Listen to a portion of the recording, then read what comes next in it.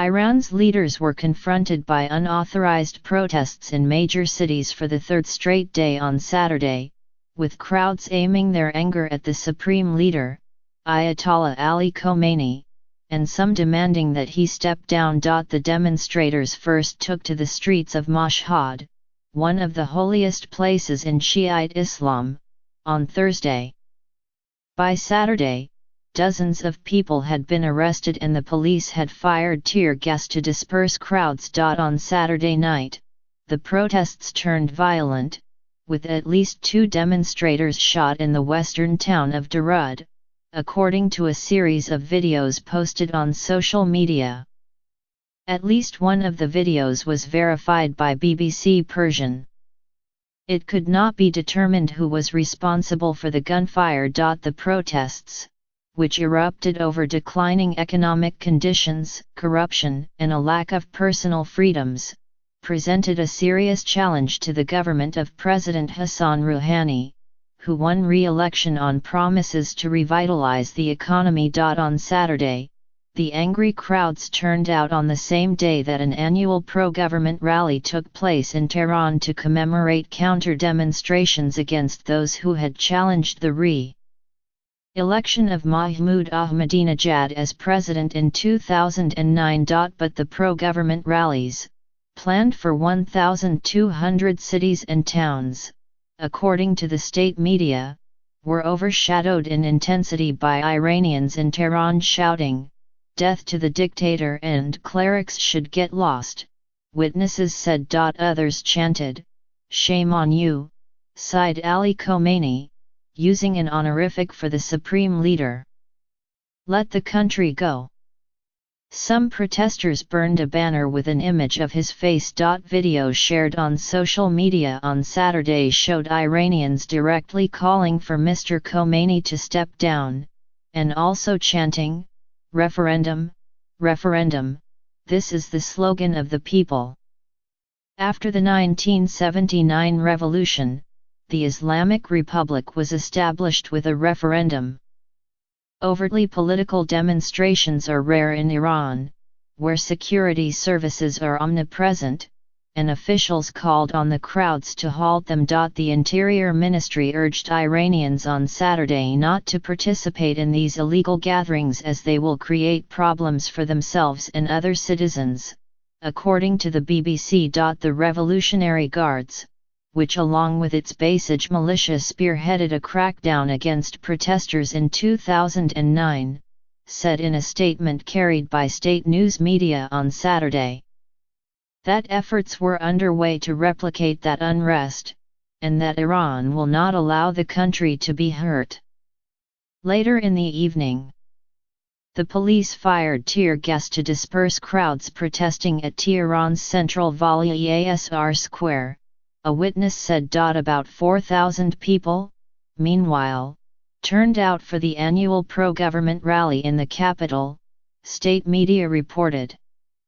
State television stations showed marchers carrying banners in support of Mr. Khamenei in Mashhad, Iran's second-largest city.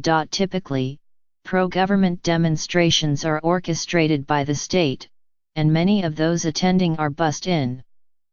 The rallies took on added significance after the unauthorized demonstrations. The largest protests in years began over the rise in the price of food supplies. Young people are angry and frustrated, without a hope in the future, said Nader Karimijuni, a reformist journalist.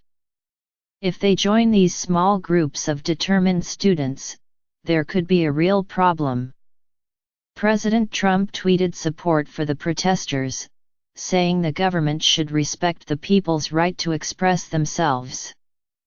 "The world is watching," Mr. Trump said. A spokesman for the Ministry of Foreign Affairs, Bahram Qasemi, condemned the statement by the president, and another by the State Department supporting the protesters, as meddlesome and opportunistic. In a rare move, state television broadcast images of the protests on Saturday, acknowledging that some people were chanting the name of Iran's one-time Shah, who fled into exile before its 1979 Islamic Revolution. As some social media users called for more anti-government rallies in Tehran and other cities later Saturday, demonstrations broke out in cities like Karaj and Zanjan, where a crowd tore down a billboard with a portrait of Mr. Khamenei. On Saturday night, the messaging app Telegram closed the account of the Iranian channel Ahmed News after government officials complained directly to the company's chief executive that the channel was encouraging violence. The messaging app is widely used in the country, and some analysts said the protesters were organized in part on the platform and others like it. Mohammad Javad Azari Yaromi, Iran's Minister of Information and Communications Technology, in a tweet urged the head of Telegram, Pavel Durov, to shut down the channel. The channel was shut down, and Mr. Durov offered an explanation, also on Twitter, saying that Ahmed News had broken the messaging app's rules against encouraging violence. Early Saturday afternoon, about 30 students standing behind the fences of Tehran University shouted at passers-by, asking them to join in the protest, witnesses said. The students chanted a slogan against both reformists and hardliners. This is the end of their adventure, meaning the Islamic Republic. The hardline Fars news agency tweeted a response, saying that opportunists are trying to raise unrest in front of Tehran University. Security forces arrested a few people from a crowd of hundreds that had gathered on sidewalks in the capital. Some protesters threw stones. The protests were the first major demonstrations since the 2009 demonstrations, and they appeared to be steered by reformist politicians who had challenged the re-election of Mr. Ahmadinejad. The results of the vote set off more than 6 months of protests, with 3 million people protesting in the early days. Pro-reform groups, including the grassroots Green Movement, said the vote had been rigged. Mr. Rouhani's re-election has emboldened Iranians seeking reforms.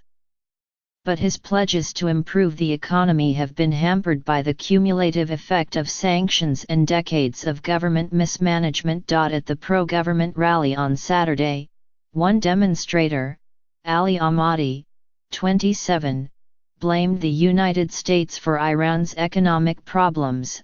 According to the Associated Press, they always say that we are supporting Iranian people, but who should pay the costs?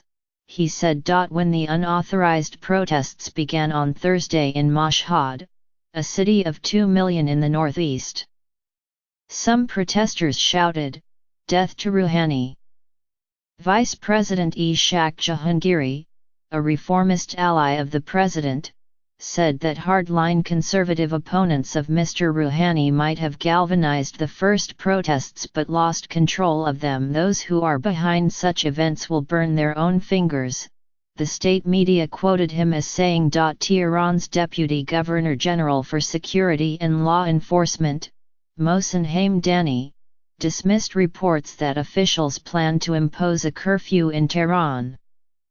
The semi-official ISNA news agency reported. Analysts said that the general discontent could spur more protests in coming days, or that the demonstrations may die down. In the capital, where middle-class Iranians tend to set the tone, many residents strongly disapprove of some of Iran's leaders and have been hurt by the bad economy. But they fear insecurity and unrest even more. Experts say the middle classes like me are scared of losing what they have, Mr. Juni said. They won't join the protests, I think.